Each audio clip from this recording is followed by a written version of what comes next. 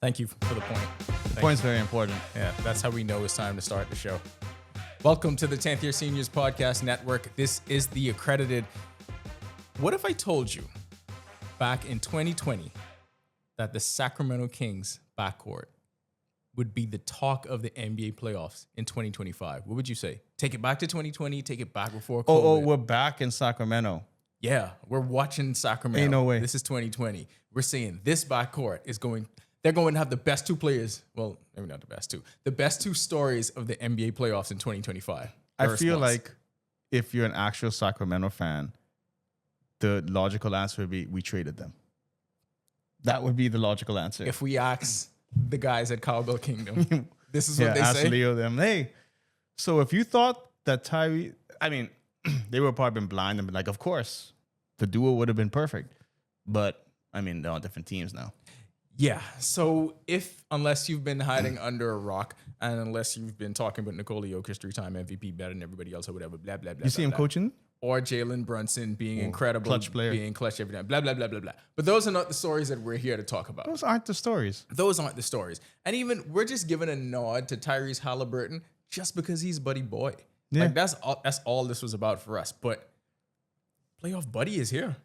Like this is, and we've been saying it for years, right? All we wanted to do as Buddy Hield fans, Buddy Hield easily off it. Listen, it goes back all the way back to college. You wearing the jersey? Like this is where this is what he's playing like. This is where it started for us, right? So you think of us saying all of these years in Sacramento, starting in New Orleans and then in Sacramento and even the time in Indiana, and all we were saying was all we want Buddy to do. We just wanted to have a chance. Not just that, play some meaningful games. Mm-hmm. And I know what everyone says, hey, you in the NBA, you making millions of dollars. They're still competitors. Everybody still wants to play those meaningful games. Why do you think the national team stuff meant so much or still means so much? Because those were truly meaningful games, not like a Tuesday, no disrespect to Sacramento. Not a Tuesday night in Sacramento, man. Like not just only playing regular season games. Yeah, no, it's something where, and this is where we've always said, this is the value of where Buddy comes in. Whereas he's the type of player that is either going to lay an egg or he's getting you 20-some points a game and hitting timely threes. And now he's doing something we always knew he could do. Play defense. Something we always knew he could do. And okay, let's give it proper context, right? So it was an up and down series, to say the least, for Buddy against Houston for the first 5 games. And actually, when you look at it, was that in April? A part of it was in April. Yeah, it started in April. Yeah. So the thing about it is, right, and if you look at the numbers, all of the games where Buddy struggled played less than 20 minutes. And I know sometimes you don't want to think it's this simple. And yes, there's so many other aspects to basketball. But game 1, he plays 15 minutes, scores 2. Game 2, he plays 16 minutes, scores 5. Game 3, 30 minutes, 17. Game 4, 30 minutes, 15. Game 5 goes back to 18 minutes. He scores 4. Game 6, 17 minutes, nothing. Coming off a loss in Game 6, where he scored 0 points, and then in Game 7 has one of the greatest closeout performances we've ever seen. And it's not just because of 33 points. It's because he shot 12 for 15. It's because he shot 9 of 11. Like actually, he had big blocks, timely blocks in the game. Actually watching that, it felt like he didn't miss at all. Even though we have actual physical evidence that he missed. Seeing someone shoot 12 for 15 feels like he didn't. Draymond said he threw him a grenade on one, and he just had to put it up. So you don't really count that one. So theoretically, he missed 1 shot.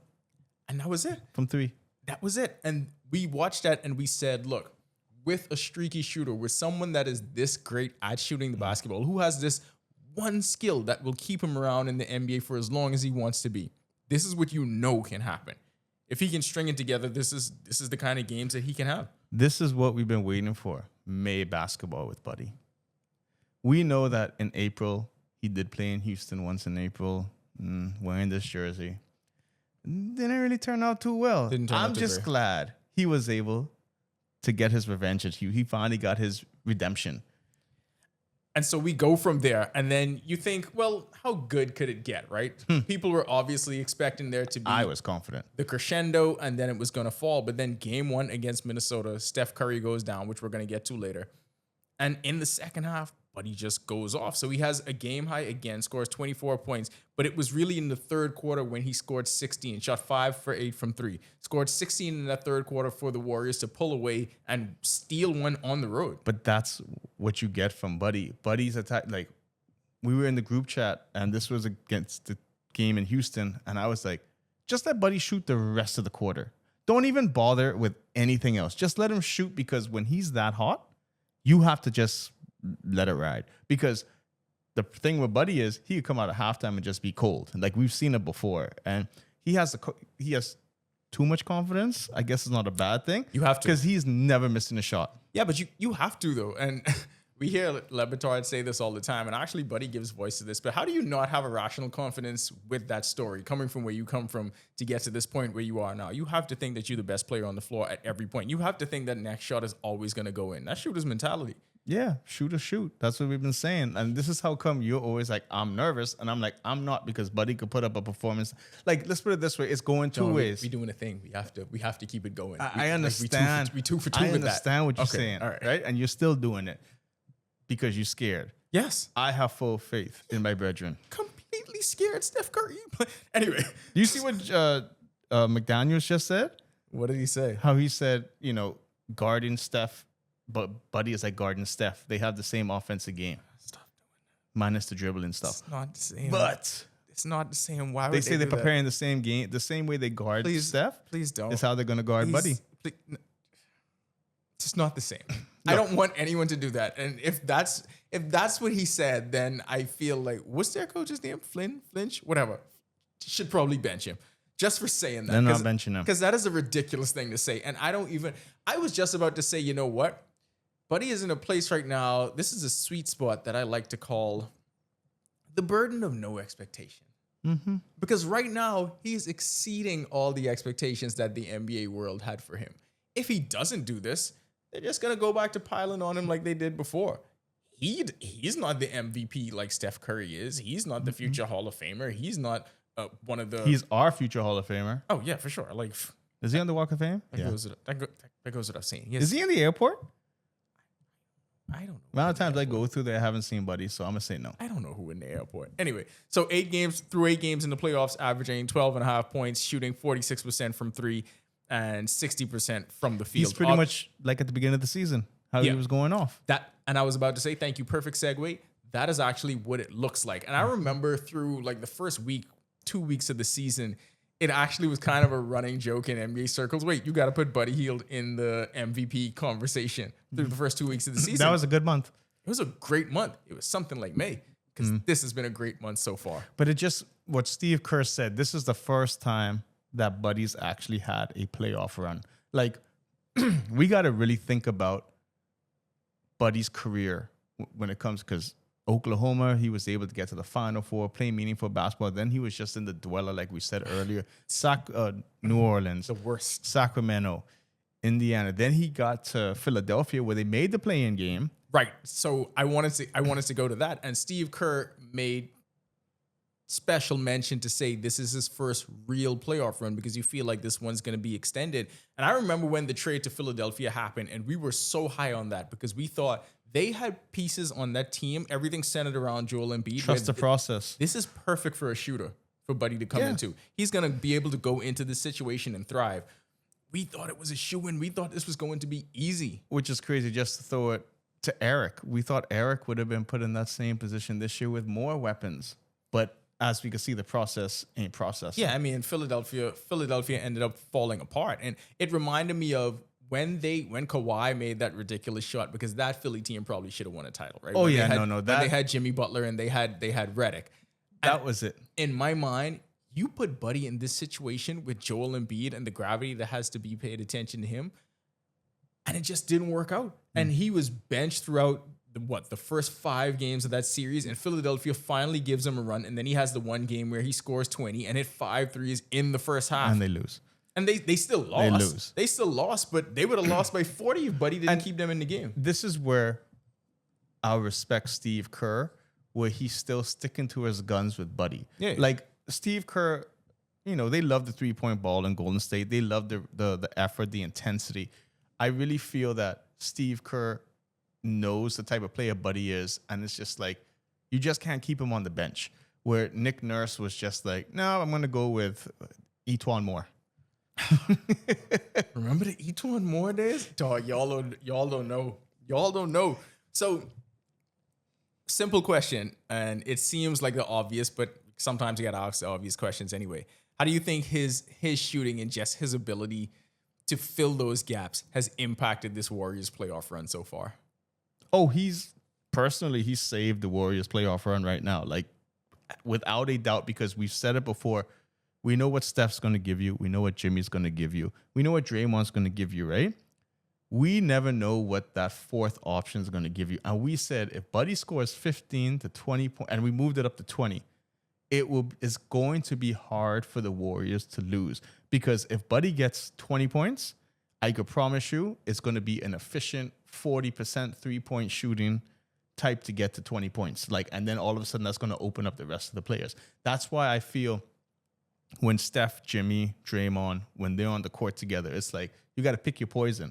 Because I feel like we've seen Jimmy, like we always say playoff Jimmy. I haven't seen it yet.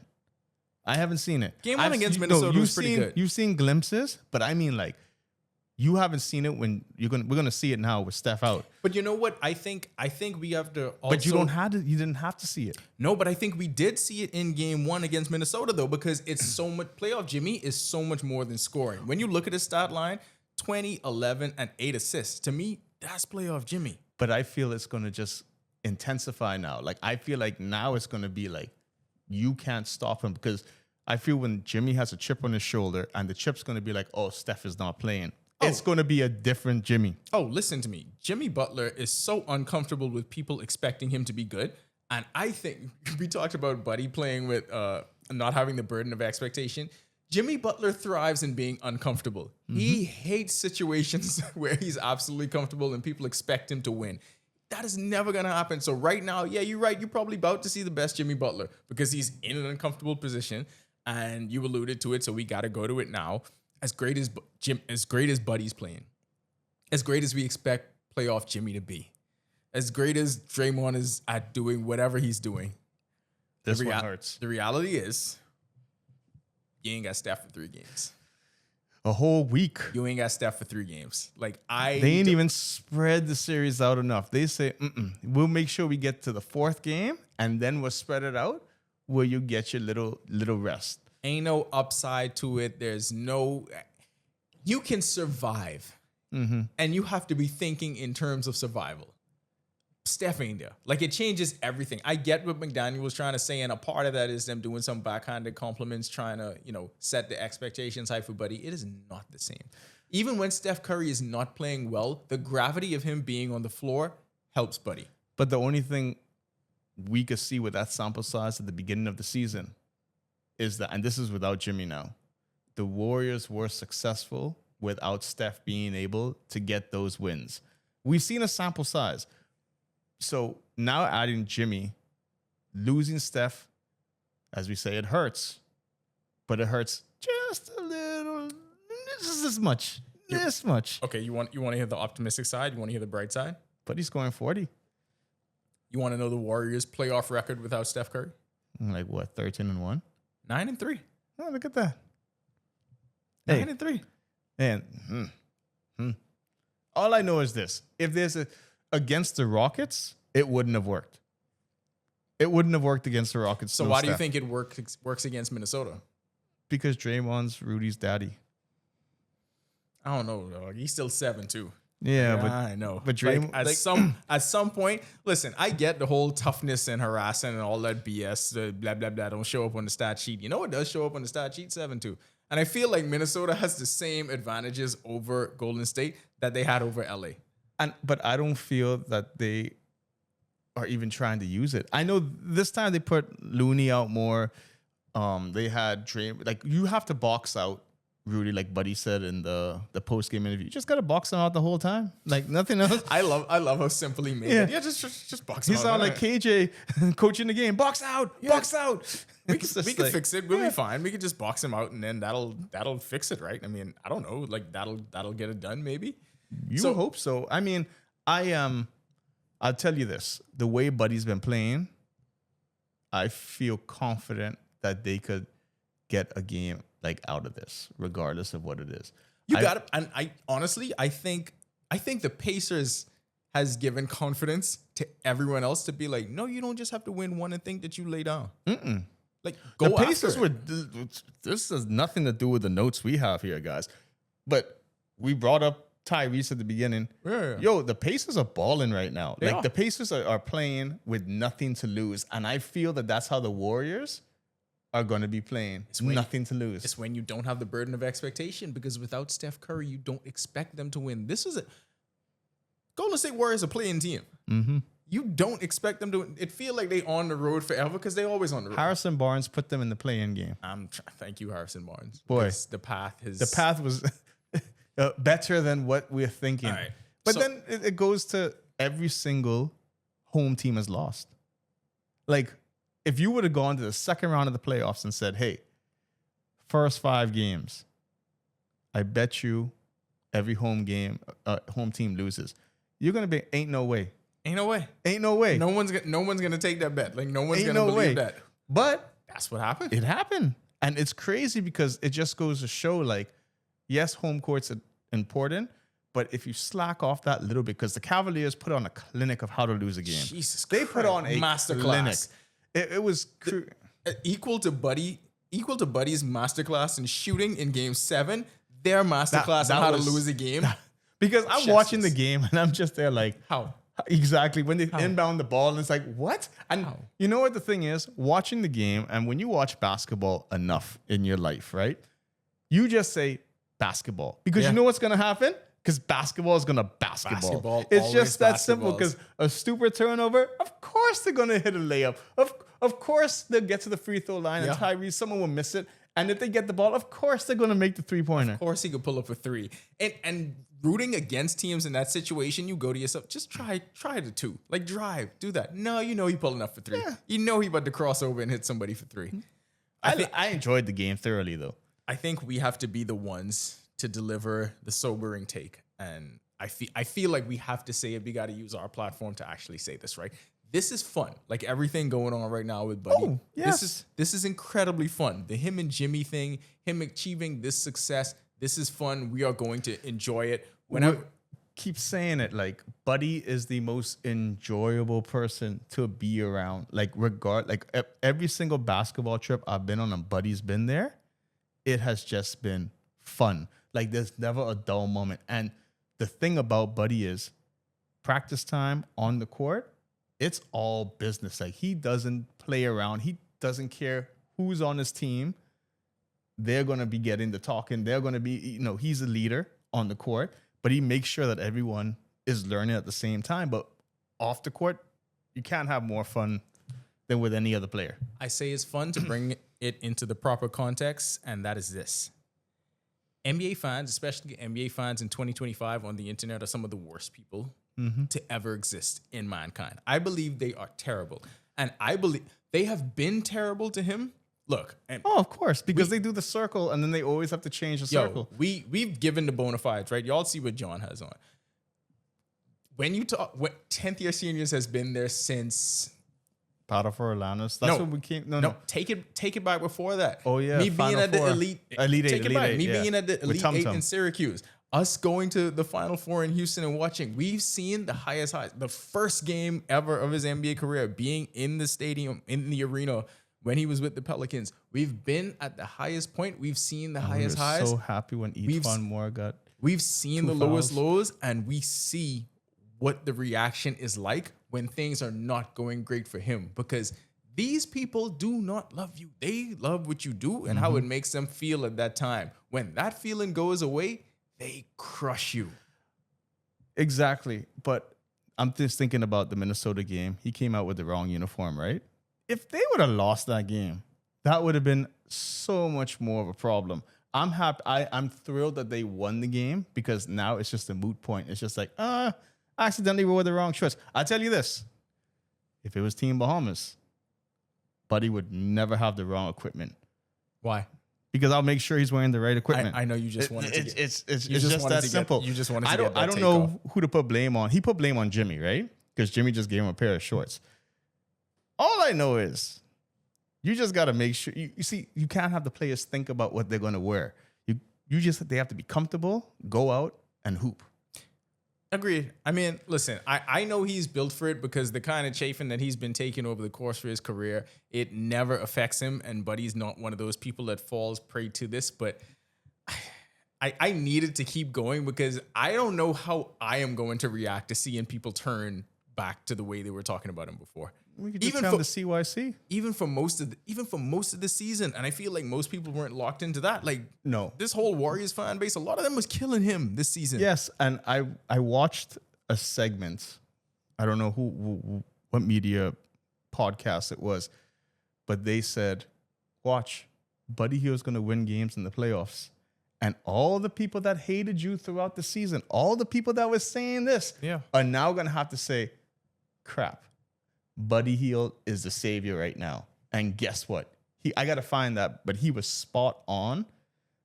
And we just pull for the Bahamian guys, right? Yeah. And we want to see the success, and we always want to see them do well. But doing it in May, boy, that's nice. And that's another thing, dog. Like, this is great just simply for being a homer. And I am always, well, both of us, we always unapologetic about that because the American media don't really care about them. No, it's a great storyline right now. You know who's gonna cover Buddy when he has his 10 points and stuff? But the thing about it is, and the thing about we always have to be cognizant of the fact to shed spotlight on them in a positive way. And I don't never care when people talk about being objective. You got millions of people out there who actually do not follow them closely that can be as objective as they want about that. That ain't what we here for. I ain't here for that. Like, I would never forget in Sacramento, Buddy pulled a reporter one time, and he was like, pretty much, "Who you for?" You know?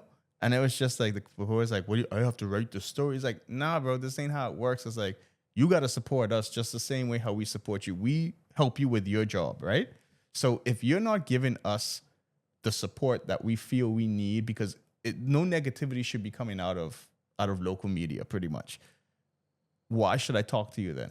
Hey, we ain't about to do it. And I know CYC Mafia with the cause. Even if it was Shawnee diving ahead of Allison Felix. She win that, though. I'm saying whenever it's Buddy, whenever it's DA, whenever it's any Bahamian athlete anywhere. We ain't here for the objectivity. We here for the home team. And that's it. I don't care. I want to put, so Game 7, obviously amazing. But I want to put that into historical context because we led the news with this saying it was the greatest playoff performance we've seen from a Bahamian player.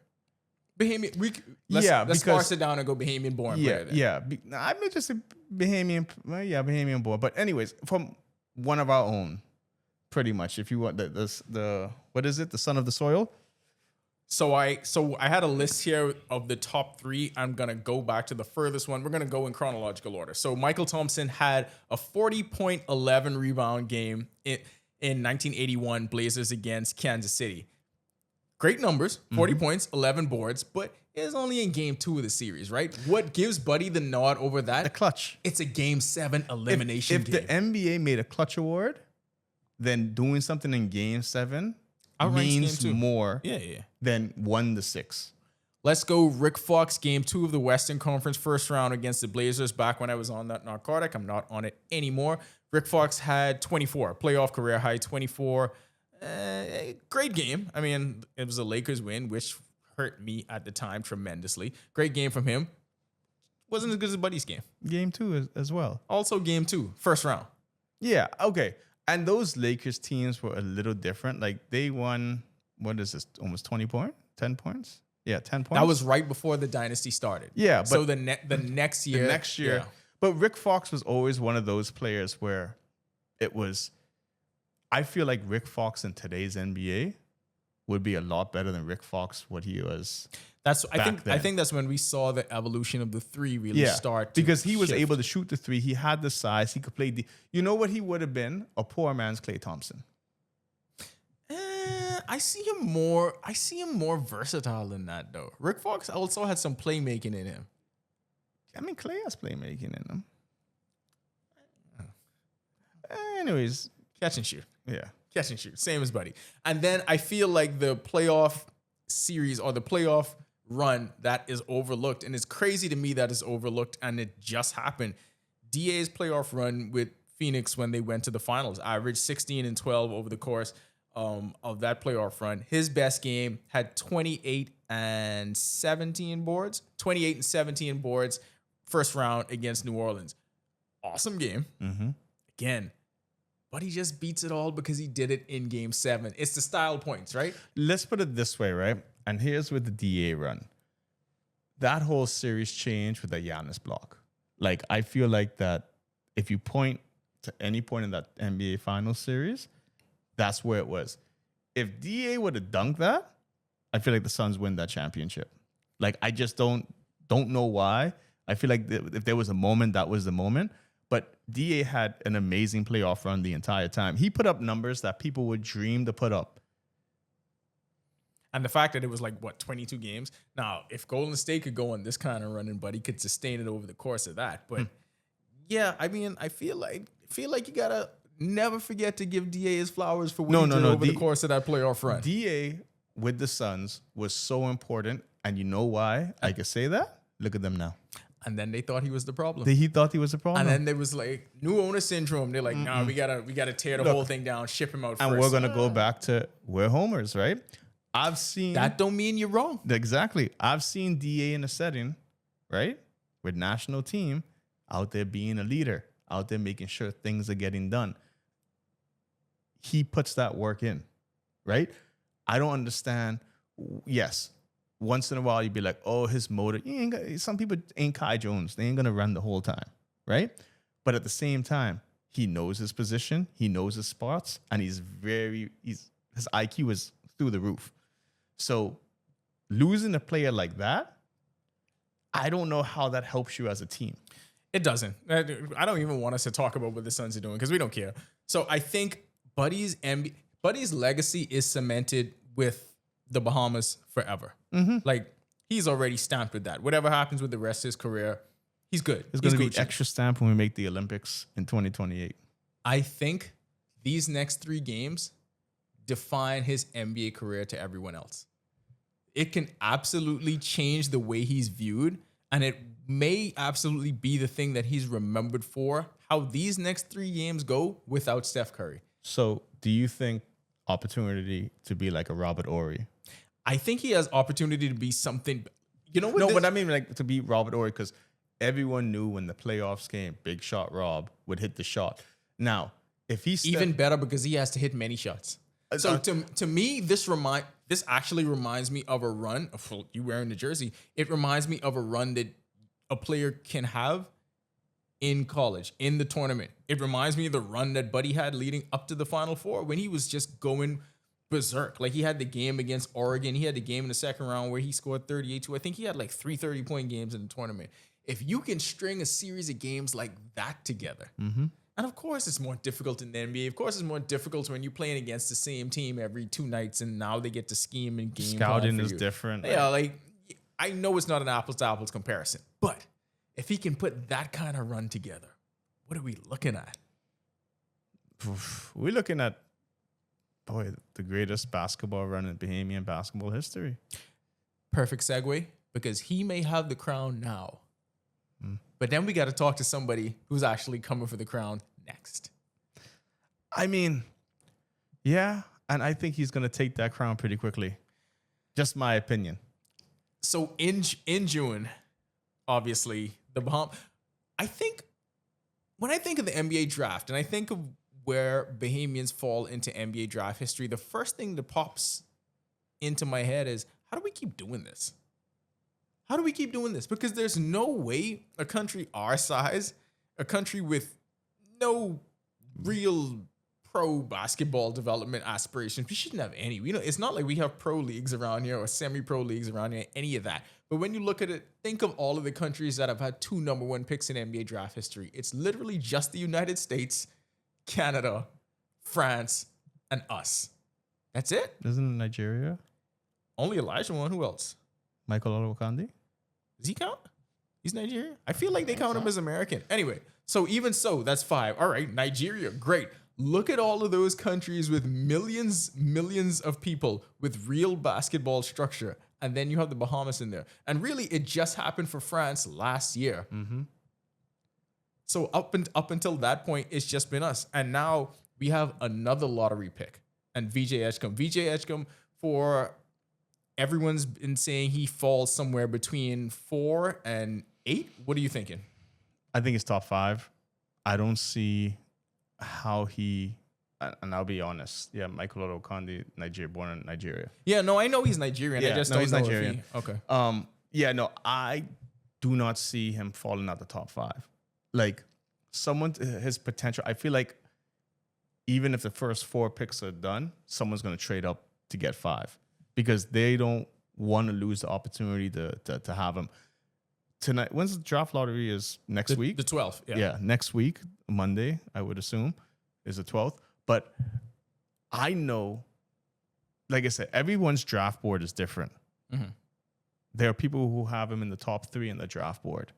People who have him a little lower. Yeah. But I feel if one of them have him in the top 3 and they don't fall in that top 3 and they fall, let's just say 6 or 7, I bet you they'll trade up to be like, no, we have to get him. And right now we can only speculate so much because there's so much that can happen once the draft lottery comes around because that changes everything, right? And so I wanted to actually look at, because I've been doing the simulation lottery, right? So every simulation lottery that I've done, there's a group of teams that it feel like we have to watch and plan for.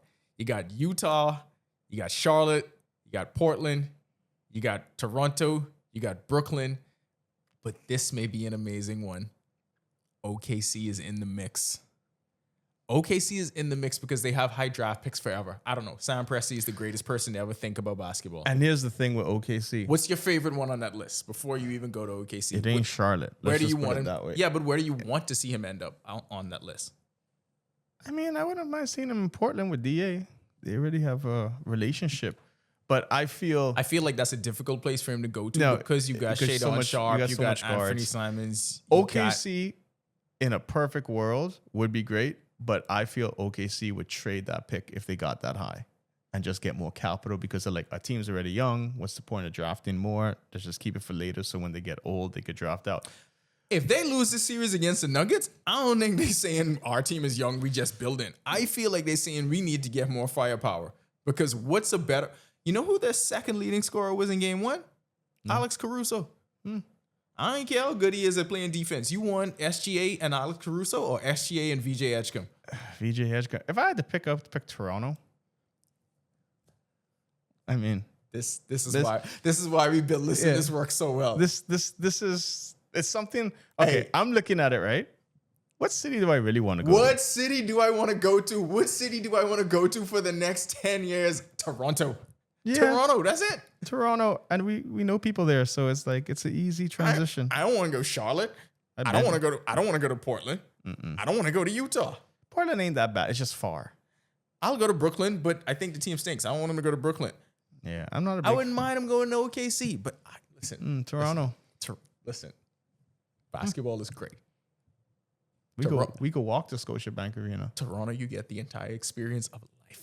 Basketball is great. Life is even better. You get that melting pot, and you know what? I feel like it could be more at home because of the Caribbean culture there. I so at home in Toronto. Yeah, no, it needs to be Toronto. It needs to be Toronto. His marketing would be insane when it comes to that. The marketing, all of that, blah, blah, blah. It needs to be Toronto. So listen, basketball gods, May 12th, if y'all listening, I'm out of Toronto. That's all I'm saying. Yeah, no, Toronto, yeah. Of all those teams, I just don't want it to be Charlotte. Please don't be Charlotte. Yeah, please don't be Charlotte. We've not had a good history. I don't want it to be Charlotte. I don't want it to be New Orleans. And the thing about it is, I know you said he's coming for the crown fairly early, but so much of this for a young player is dictated by where you end up and that situation. Because Buddy doesn't become the player that he is if he stays in New Orleans. Yep. If he has to deal with Alvin Gentry and Etuan Moore for the next few years, if they didn't get him out of there quickly. You know what I mean? Like, situation matters so much. And so I think, yeah, we joke about the Toronto thing, but really all you want is VJ to end up in a great situation. And to me, that's why I'm like, if that OKC thing actually happens, because I feel like OKC is a great organization. What you want more so than a great team is a great organization because they build great teams repeatedly. Because I wouldn't mind San Antonio if they went up there. Hell no. You can imagine Of course we wouldn't mind San Antonio. You get to play with Wemby. That's what you I'm get to play saying. with De'Aaron Fox. But that's what I'm saying. Like, if you're looking at these lottery things, if that could happen, right? You got Let El Jefe make some moves. You got the reigning rookie of the year. You got Castle. You got De'Aaron Fox. You got Wemby. Build a team around that, and that's a team that gets. I think they challenge right away. Yeah. I honestly think they challenge right away because it gives VJ the freedom to develop. I feel like Utah is going to win the lottery They because Cooper Flag is the perfect Utah Jazz player of all time. Why? Because he white. I know some white players who ain't perfect Utah Jazz players. No. You remember John Stockton? You couldn't send Tyler. Remember? I know you couldn't send Tyler Hero. Jeff Hornacek? Yeah. Andre Karolinko? I don't even feel like Karolinko was the perfect Utah Jazz player. But he was white. He was Russian. He was white. Yeah. Cooper Flag. Just go to Utah. I see what you mean. You need a white American. Yeah. And then, but I don't want has to be a specific type of white American because I don't believe Mike Miller or Tyler Hero have the same Utah experience that Cooper Flag is going to have. No. Washington and Charlotte? No way. Please no. God no, not Please to Washington. No. Or Charlotte. Yeah. And New Orleans, because I don't want to do New Orleans again. Like I said, I feel jaded by the whole experience. Not Philly. And like, what's going on in New Orleans, bro? Like, why y'all number one pick can't like lay off the beignets or whatever? Like, I don't know if I trust y'all. I know VJ ain't gonna have that problem. I don't know if I trust y'all strength and conditioning. No, I don't know. They need UPT there. That's what they need. They do. So the draft is coming up, and we're gonna do more draft content. Obviously, we got a whole lot more of this to go because, like I said, May 12th, then we have a better idea. We can narrow down the teams and see how close Toronto is to making this happen. NBA Combine is going to be important because I guarantee. You think so? Yes. Well, let me not say if VJ participates in the NBA Combine, which I don't see why he wouldn't. I believe that's where he's going to make his stock go because they're going to see the athleticism. They're going to see all of that in person and just be like, well, because I can tell you personally, watching him practice with national team when we were in Europe, you'll just be like, seeing ghosts. Ain't no way he 18, you know? Like I said, one of my favorite moments was VJ tried to dunk whoever on Greece, right? And the first thing I do is look over to Greece's bench and you see Giannis like this. I mean, a part of this is being a homer, but I really feel and I really believe this. I don't actually know why people rank the Rutgers kids ahead of him. I don't know because I feel it's something where they grew up in the American system where for some reason they get the leeway when it comes to things. I think it's usually, and it's played out this way. It's usually a glaring problem when you have that level of talent and you don't win in college basketball. Like that it just seems odd, and I don't know if it translates. Because if you look at Ben Simmons, like look at Markelle Fultz, why weren't they more successful in college basketball? It seems like that kind. You're not gonna suck in NCAA basketball and then somehow you turn it on in the NBA. But the thing about, and this is where I keep saying with VJ, we've seen VJ play against pros. We've seen him play with NBA players in an NBA offense. We know what he can do.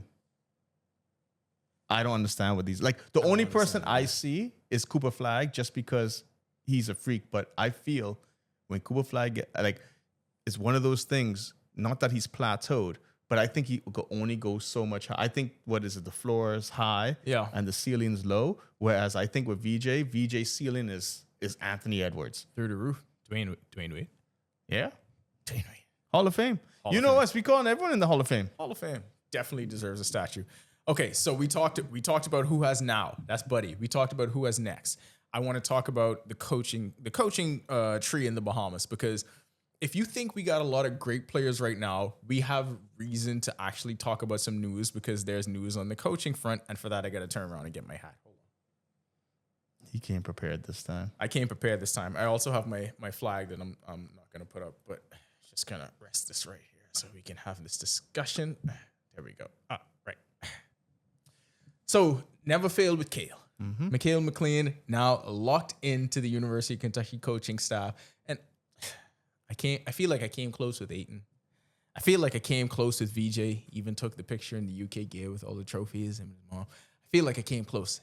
I did not have a Bahamian player there, but was blessed to have Mikhail join the coaching staff. And the coaching staff, that it came along at the right time for me, because I was you're a Mark Pope fan now. I'm a huge Mark Pope fan. Yes, I was skeptical.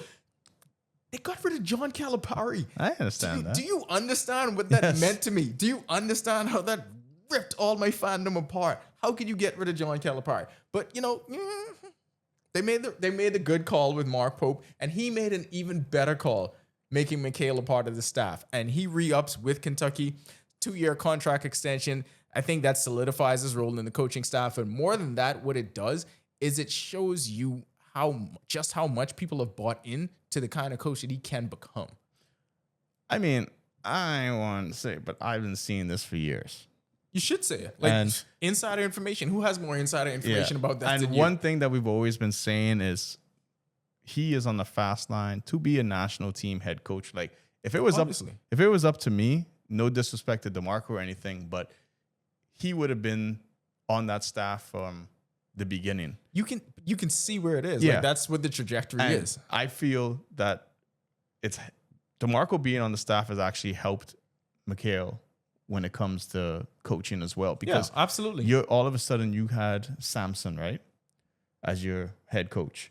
Then you had DeMarco, NBA coach, so college, NBA, and now you have Mark Pope, and he's moving up the ranks. I don't see how in the next couple of years when Chris decides to hang it up, Mikhail is in the forefront of becoming the head coach. Because let's put it this way. We all seen the numbers of what the contract was, right? Mm-hmm. That is a significant pay raise. That is so significant. That isn't no like, here's a little thing. This is we are thinking of you long term with this program. That's what that is. And that also, remember, we got to look at it in the atmosphere of how long is he going to be at Kentucky for? As long as you need to be. But we all know once you're that hot shot assistant coach in college, the name's going to be flying out everywhere. John, you know when that happens? When you win a national title. That's when you become the hot shot assistant and then you leave. Once you get the national title, because I need number 9. Sorry, you were saying. I understand what you're saying. I think this is the one area of my fandom that has not evolved. 3 years from now, we're going to see Mikhail getting a call to be a head coach somewhere. I believe it. At a program. Because let's put it this way. He was at Houston. Then he went to Lamar. Now he's at Kentucky. And you know what type of jump that is from Lamar going to Kentucky? No disrespect to Lamar. I mean, no, it's not disrespectful to Lamar. You went from Lamar to the winningest program in college basketball history. That's real blue blood. That's just stats. That's just facts. So immediately, his first year with UK, this was supposed to be a rebuilding year. Everyone had given up. But I wouldn't even say let's go back to national team, because it's been 2 summers. Yeah, that he's helped Bahamas basketball get to places where we haven't been before. Like that is, to me, with the coaching, just like with VJ's playing with pros, he's coached the level of players of caliber that go to Kentucky. Yeah. Thank you. Yeah, pro level players play at Kentucky. He's been with pros. So he's shown that he could be versatile in the college, at the national team level where we have our professionals now going back to college. Because it does buy you something when people had low expectations for a team and then they go 24-12 and make it to the Sweet 16 and have several landmark wins. Yeah, everything that we're explaining right now is the reason why, like you said, significant buy-in from the program. Yep. And if there's anybody that got money to have significant buy-in, I know it's at University of Kentucky. But look at where we always talk about the players, but look at what this Bahamian basketball coaching pipeline looks like. And obviously you got Coach Yo at the top because she's the head coach of an incredible program in Ole Miss. But you got Mikhail. You got Tum Tum as an associate head coach at Bowling Green. You got Nishad, who's an assistant at USC Upstate. You got Robert Bird at Ranger College. You got Willis at Chipola. We have people in the pipeline. Like, it's like you say, it's ridiculous because we always used to talk about this with players saying, oh, we have these players in the next X amount of years. They're going to start playing national team stuff because they're going to be finishing school. Now we have that pipeline, like we say, in the college ranks from the JUCO to Division I. And it's only going to keep getting bigger. You know what else is going to get bigger? The amount of UK gear that I should have within the next 2 to 3 years, because, I mean, we ain't ashamed of Oxford Inks. No, we're still waiting on that care package. We're still waiting on that care package. Maybe it was something that it was to the point where he was like, you know what, job security wasn't there. I just can't walk up into the thing and do it. Now I expect him to be able to, you know, just walk in there and say, what size shoe do you wear? Yep. You need these Kentucky Nikes? That's what I'm talking about. You need these shirts? What's the address to ship it to? Let's get it done. The answer is yes. I need all of those. That'll do it for this episode.